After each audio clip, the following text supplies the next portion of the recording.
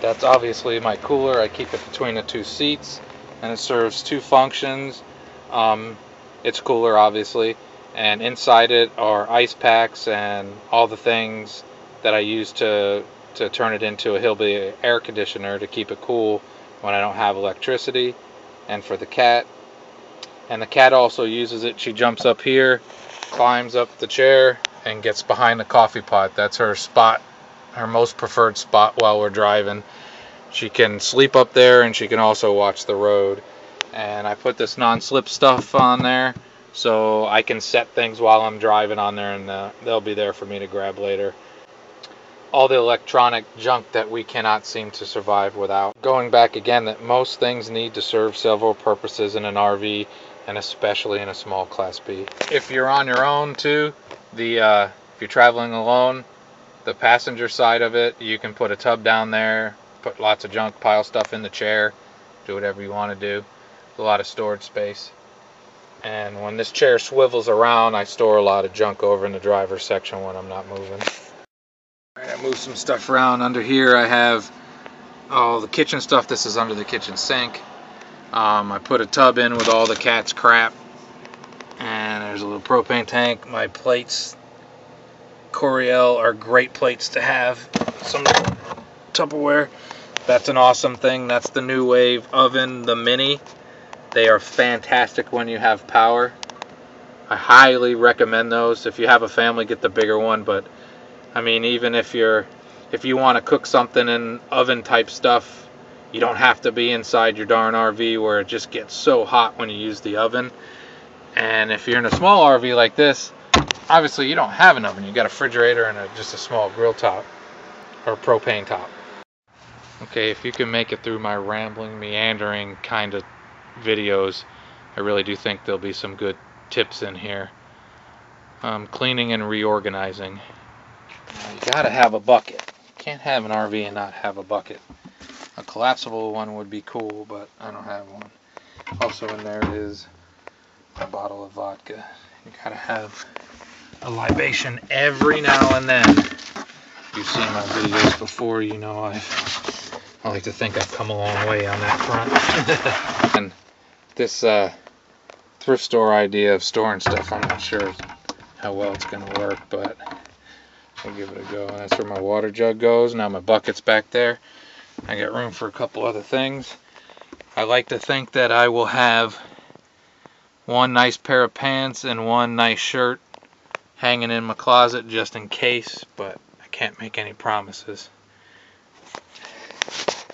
I'm hoping those days for needing nice clothes are kind of behind me. Nice dress clothes, I should say. So I've done some reorganizing on the top shelf.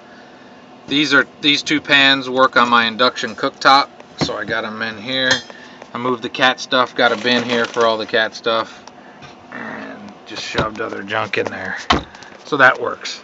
The only problem is anytime I want to use those pans, I got to move everything. But that's life in a Class B. I also put some non-slip stuff between them to try to keep the noise down and stop from scratching the pans all up.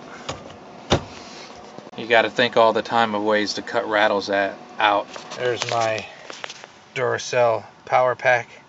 I keep it right there. It won't slide around. It's in a good spot where I can use it. Great thing. Works pretty darn well. I think the battery life has held up pretty well.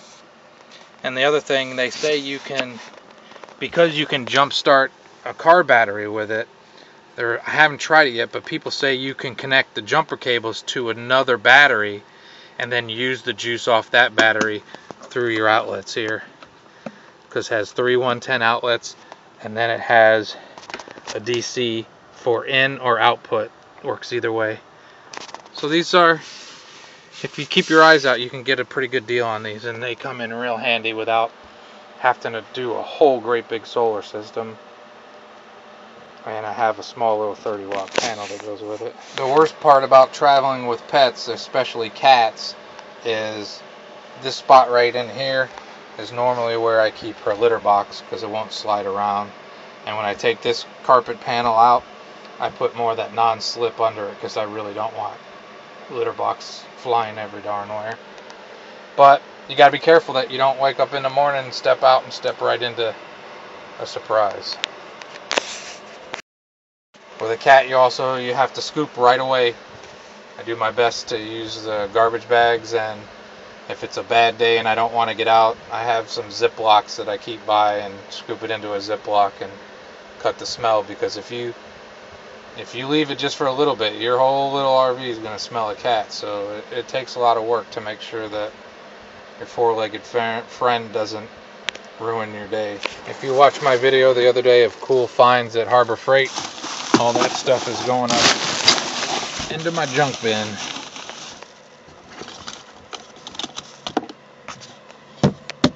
Bingo.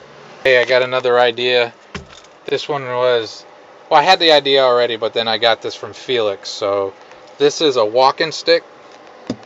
But like I said, everything in an RV has to have more than one purpose. So let's see what I'm going to do with it. So I made it stretch across the front. And cold weather, you can take that walking stick and hang a blanket across the front window, and that will really help keep the cold out. You can leave it hanging like that, or you can put it up above the steering wheel up into the windshield. But you'd be surprised how much heat that will block. And of course, you close your regular curtains around the front of it, but that makes a big difference. That'll really help keep heat in. Variation of what Felix did. Thanks, Felix. And this walking stick scrunches down pretty far. Not very big. You can cram that sucker anywhere. Well, YouTubers, I hope my long and rambling little videos helped a little bit. Maybe a trick or two that could help somebody out. Again, I apologize, but I got to work on editing myself, not just the videos, just getting to the point. I tend to ramble. But I hope that there's little pieces, parts that help some people out there to learn some tricks. If you know some, put them out there. People love to hear little rambling tricks. Usually they like more to the point, but people love little RV and tidbits of knowledge out there on YouTube to help them in many ways, including RVing. So have a great and wonderful day. Bye. If you were waiting for it, there it was.